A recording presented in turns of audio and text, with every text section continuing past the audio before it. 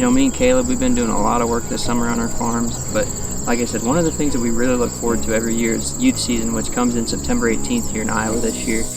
One of the things I'm most excited to talk about is the purchasing of a new farm. You know, we've only owned the farm for, going on a month and a half now, and it already looks completely different. Been working hard for the last 2 months. We're excited to join Midwest Whitetail on the Heartland series this year, and just looking forward to filming all of our hunts for everyone this year.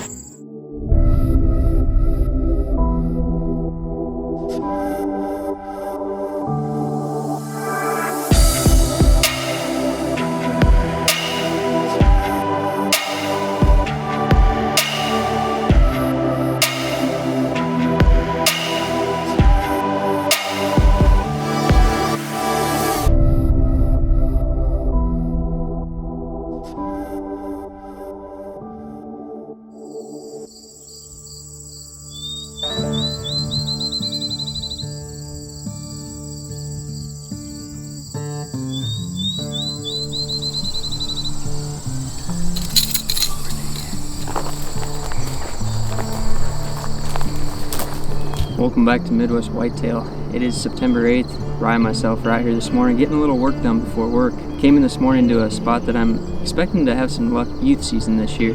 This is a farm that I actually came out, put cameras in mid-June, and right away got pictures of a really nice 8-point and a 10.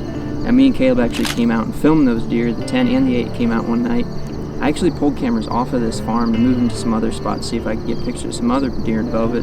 After those that are on their course, I actually moved cameras back onto this farm about 3 weeks ago, and that 8-point that I was talking about that we filmed, he made a big jump. We did not expect him to get that big. He's probably mid-60s, low 70s. This is one of those farms that, we like taking youth out and we like getting them involved, and Donovan shot a really nice buck last year, and we don't necessarily want a kid's first buck to be a big monster buck. We want them to get used to it, and we don't want to set their sights too high right away. You just kind of got to get them into it. So since he shot a nice buck last year, this is one of those farms where the bucks might not stay around all season. Went ahead and decided, I talked to Donovan, and obviously he wants to go in and hunt this deer, so I think this is going to be the main target on this farm. Once we got pictures of that deer, I actually sent Ryan Gavin in here one afternoon to go try and velvet film this deer, and they saw another buck out here that I've actually got quite a few pictures of. They actually saw him right at last light. He's a buck I call Highbrow 8. He's probably a 6.5, 7.5 year old, just big mature stud 8-point. He's the second target on this farm if the big boy doesn't show. And then we got one other deer on this farm. He's a deer I call Muley, and he's just got real short brows, long G2s and 3s, but that deer has been around forever since I first started hunting this farm, and he's actually going downhill. All these deer we got pretty good history with, so this is a farm that's just setting up great for youth season. All these deer are showing up pretty consistently. I've got cameras set out on this farm right now, and last night even there were some nice bucks out here. So what we did this morning is we came in and got this ground blind brushed in. The spot actually sets up really good for a south wind and a west wind, and most of these deer all bed to the west, and they come out of this river bottom, work onto these ag fields. We're expecting this field to be pretty hot. Really looking forward to it, but we've also got 2 more farms I want to talk about.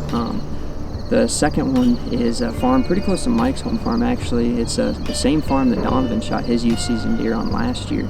And that farm is another one that sets up really good for early season. All the deer move off the neighbors onto these standing bean fields, and I've had cameras running on that farm since July, and there's probably 5 mature bucks on that farm right now. Main 3 that I've been getting pictures of, there's a nice, really big mainframe 9. He just kind of wraps around and almost touches in the front. He's at least 4.5, probably 5.5 years old. And then I got 2 other really mature deer on that farm that are showing up pretty consistent. There's about 140's 10-point. He looks very mature, and then also just a big bodied, super mature 9 that all 3 of those deer are actually on that field here in the last week in daylight. So next we're gonna go check out one more farm that I got, and that farm actually sets up best for an east wind, and this farm and the other farm do not set up good for those winds. So just for that circumstance that we do get an east wind, we're gonna go put a blind up on this other plot, and it's actually a plot that we've done a lot of work on this year. Ryan, myself, and Gavin, we've been in there spraying it. We're actually cut out the center of it this year, and got some turnips planted in there, and actually that's one of the farms that I did radishes, just because all the deer seem to focus on that early season. So we're gonna go check out that plot and pop up a blind as well.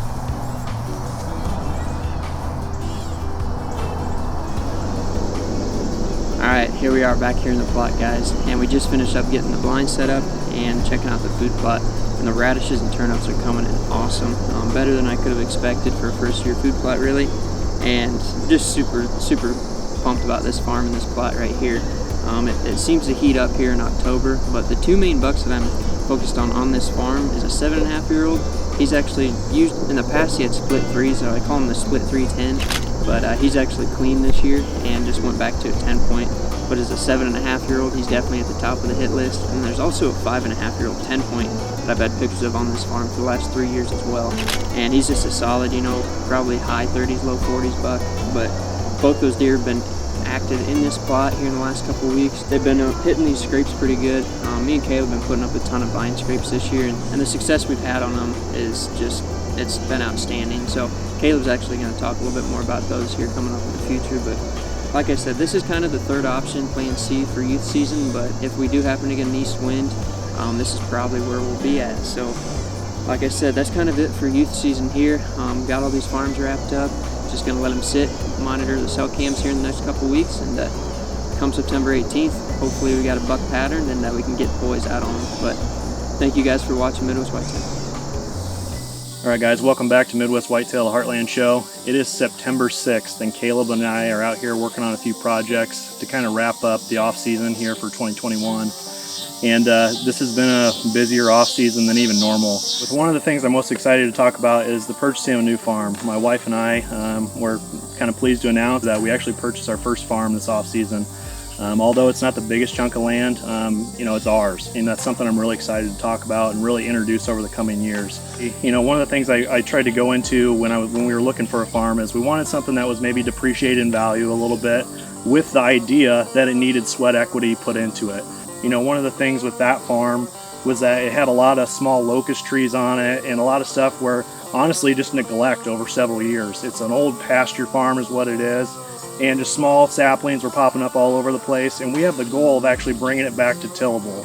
So we were able to rent some equipment down at the farm, and one of the goals that I had was actually if I can do some of those bigger projects where I don't have to outsource it to maybe a contractor that's going to come in and spend $200 an hour, if I can do some of that stuff myself.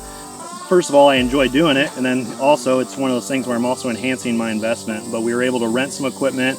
I went in there with a grapple bucket and also a tree puller, and I lost count at one point in time, but at one time I was counting through all the numbers of trees, the locust trees we were pulling off the farm, and it got in excess of 500 trees. And then most of them that we're talking about are smaller than 6 inches in diameter, where you can pull the entire root ball right out of the ground at the same time. But I'm trying to set that up for next year is what I'm trying to do. Is that I want to ideally have a tenant for next year where we can have a grain product off of that farm that's going to also generate income for us, where hopefully we can turn that money right back into the farm itself. And it's also going to be a win-win situation because we're also creating a giant food plot. There's roughly 30 acres of tillable on that farm and roughly 60 acres of timber, so it's a really good division of habitat and also food on the property. Because although it's a smaller farm, quote unquote, if I can hold those deer on property year round, that's going to improve my chances of, sitting behind a big buck or a mature buck at the end of the year.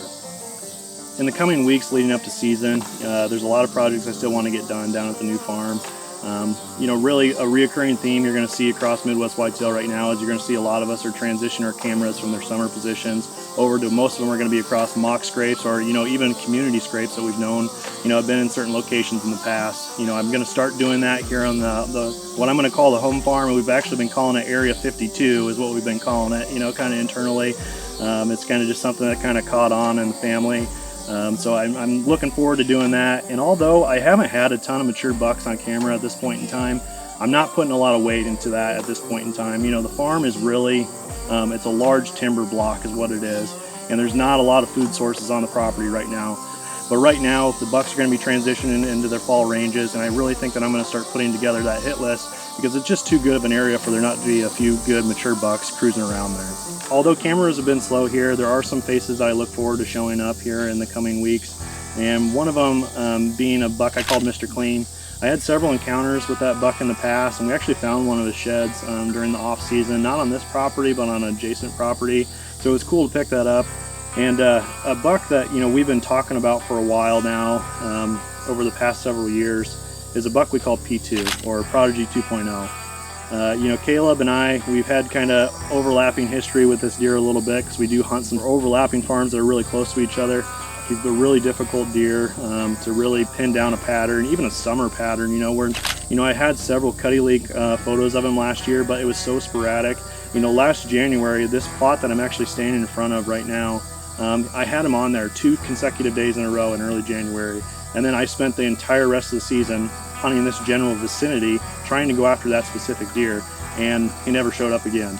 Another buck that just showed up is a buck we call Stubby, and Caleb and I were actually joking about it earlier today because I got several photos of him on this property just the other day that we think that buck's like 10 or 11 years old or something like that, maybe even a little bit older it seems like. But it seems like since I've been hunting this farm that buck's been on it. And early on, he was a really good buck, you know, probably upper, you know, 160s, low 170s, and he just kind of gradually made a decline.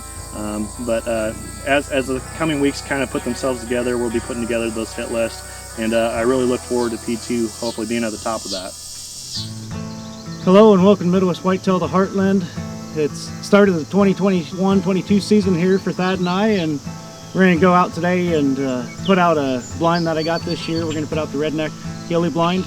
We're going to go down here on below the food plot and got some tree limbs to trim out and get them trimmed so we can get this blind back in below the food plot. So maybe after that we'll check a couple Cuddeback cameras and see what we have moving through the area and let the adventures begin for the 2021 seasons. Well, as you can see, we got this blind put up here behind us. We actually got the blind here and then the Cuddeback's right on the tree in front of it. But anyway, it's been a pretty good day. As you can see earlier, I painted the windows on it.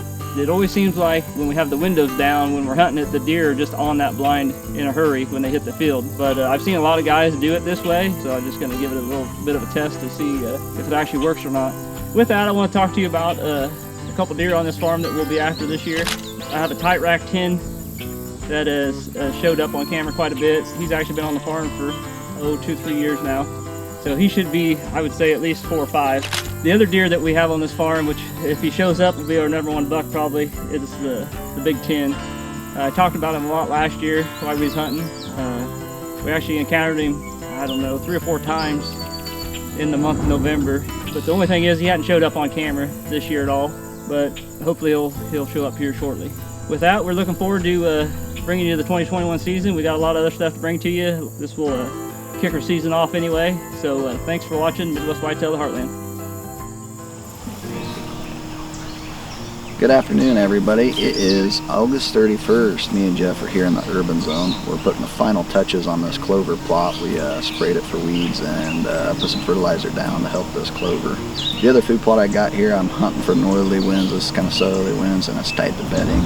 The other food plot is a brassica, turnip, and deer rape mix. We've been working all summer. Come in, sprayed it, brought the tractor in, tilled it all up, and then we broadcast the seed and got that coming up. We come to kind of inspect it and fill in the bare spots, but looks like it's coming up pretty good now, so we might not have to touch it up at all. But a couple of the deer that are in here that we're going to be hunting is Buster. He's just a mainframe 10 with some character around the bases, and then Goofy racked 8.